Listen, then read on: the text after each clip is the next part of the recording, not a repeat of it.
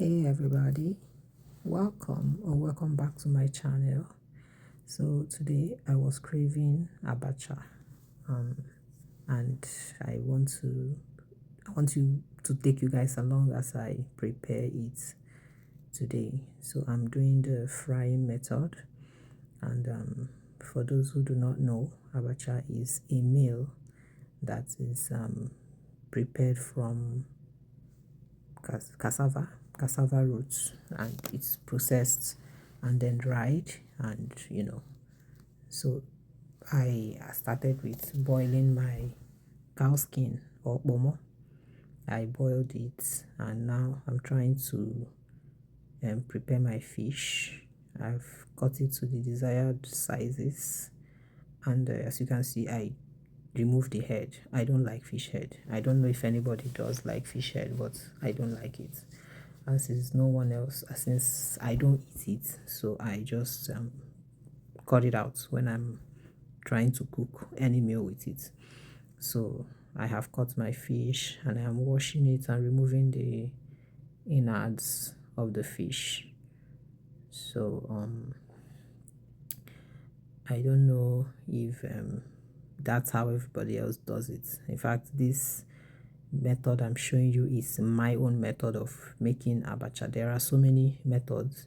This is the way I do it when I want to do the frying method. And there are other methods like the ungo method, the one you use potash to do, or palm ash to do.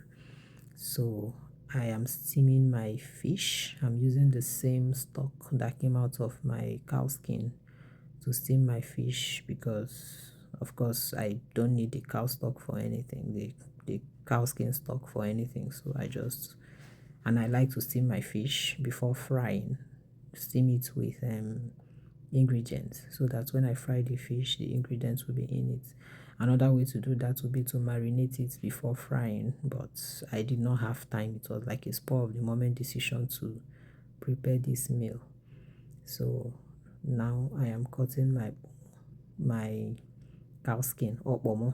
I'm cutting it into bite-sized pieces because I'm going to fry it together with the abacha when the time comes. So after cutting the bomo, I went ahead to soak my abacha. So this is the abacha flakes. So it's made out of what's the name? Cassava. It's made out of cassava tuber. So normally you prepare it by peeling the cassava, boiling it, and then grating it into these shapes with a use grater. And when you are done grating it, you soak it for 3 days, changing the water every day, and then when it's ready, you dry it out, and this is what you have. And then when you are ready to use it, you soak it. Some people use hot water to soak their abacha. I prefer to use, some people use boiling hot water. I prefer to use like lukewarm water, because then it doesn't soak till it's too soft. I like the little crunchiness that comes with it when you don't soak it too soft. So I'm turning my fish around now so that every side of it will get the ingredients that I'm using to steam it. So now I'm done steaming the fish. I'm going to take it out and proceed to fry it. And as you can see me struggling, fighting for my life with this fork. And when I saw it's not working, I had to go ahead and get a spoon, perforated spoon. So now I'm going to fry my fish. I use an air fryer.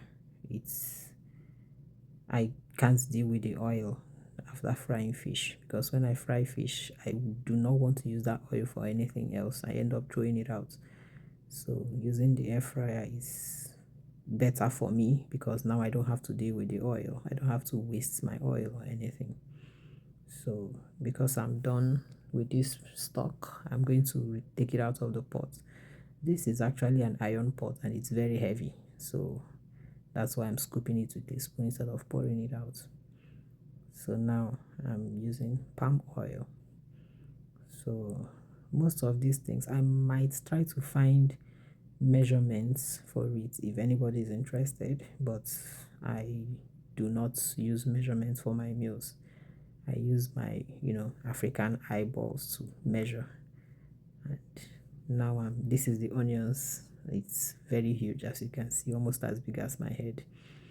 So this is the fourth time I'm using it, because when I cut it the first time it was so huge I couldn't finish it, and this is the fourth and final time that I'm going to be using it. So I'm cutting up the onions to fry in the oil.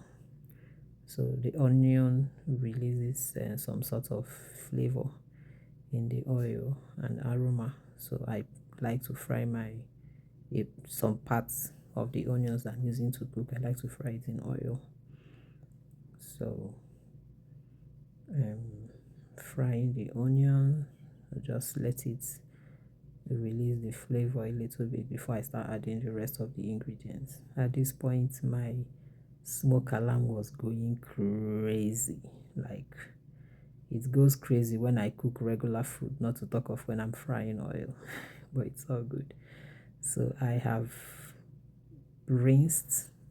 After soaking the abacha, I sieve out the water, then rinse it in cold water and let the water drain out. So now I've put it in the oil, adding the bomo.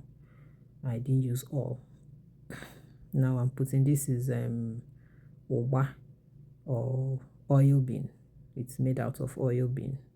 It's a whole process to get it to this point where you can consume it. So, but it's a very proteinous food, and I like it. I like using it in my abacha and a few other food items. Now I'm putting ingredients for flavoring. This is no beef stock. Now I'm putting salt, and it's better to put a little and adjust later, because some of these ingredients, when you put so much, it becomes too much, and then maybe your food is cannot be consumed anymore. So now I'm putting pepper. This is dry pepper, yaji. So it's regular pepper, dry pepper, then you mix other ingredients in it to form yaji. And this is calabash nutmeg. I've already processed it. I processed it myself. I prefer to process my spices by myself. This is ozeza. I'm going to put a list of these ingredients somewhere. You can pause to read. And then crayfish. I use a lot of crayfish when I'm doing abacha because I love the taste of it. Another method I use sometimes is to fry the crayfish in the oil with the onions, but I didn't do it this time. Why didn't I do it? Maybe I didn't remember. I don't know. Then I just put a little bit of the meat and fish stock, because it was getting dry. I had to reduce the intensity of my heat. And this test to see if there's any other thing that needs to be added, any other ingredients that needs to be adjusted.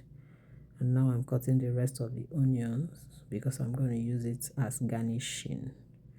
Normally abacha comes with a lot of other garnishing apart from onions, like garden egg. You can cut it up and use it as garnish, and some vegetables like otazi, and garden egg leaf. But this is what I'm working with because this is what I've got. So now I'm checking on the fish. It's one part is ready. I have to turn the other side to let it fry. And now I am ready to dish my food. And of course, because I am trying to make it look aesthetic, I dished a whole lot more than I can finish. But it's all good. If I remain it can be in the fridge. Doesn't go back that easily. So I've dished the abacha. I'm putting the garnishing, and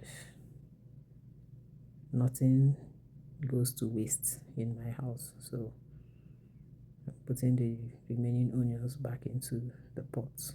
So I'll pack everything into the fridge when I'm done. And this is the final product. So let me know, would you be trying this recipe? Bye, see you next time.